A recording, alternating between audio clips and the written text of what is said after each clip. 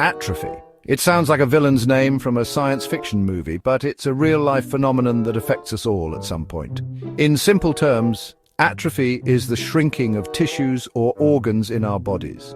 This shrinkage happens when cells decrease in size and number, leading to a decline in the affected area's mass and function. Think of a balloon slowly deflating. That's atrophy in action. While it may sound alarming, atrophy is often a natural response to certain conditions. For example, when we break a bone and have to wear a cast, the immobilized muscles shrink. This is called disuse atrophy, and it's just one of several types. Understanding the different types of atrophy, their causes, and potential treatments is crucial to maintaining our health and well-being. In this exploration of atrophy, we'll delve into its various forms, from disuse and neurogenic atrophy to the impact of malnutrition and aging. By understanding atrophy, we can take proactive steps to prevent or mitigate its effects, ensuring our bodies function at their best. Join me as we unravel the mysteries of atrophy and empower ourselves with knowledge.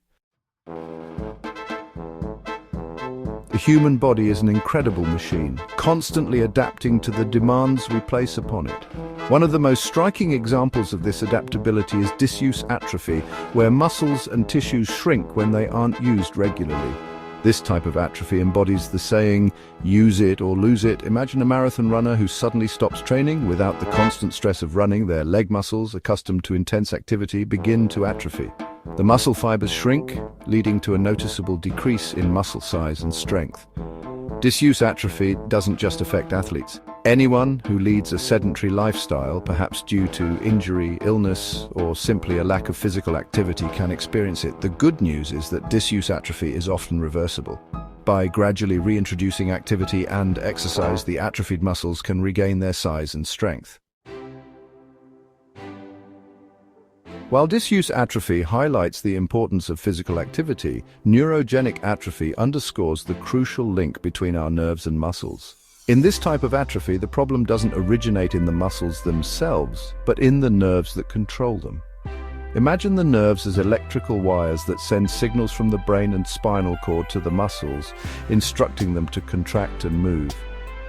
In neurogenic atrophy, these wires are damaged or diseased, disrupting the flow of signals. As a result, the muscles, deprived of essential nerve input, begin to atrophy. One of the most well-known conditions associated with neurogenic atrophy is amyotrophic lateral sclerosis, ALS, also known as Lou Gehrig's disease.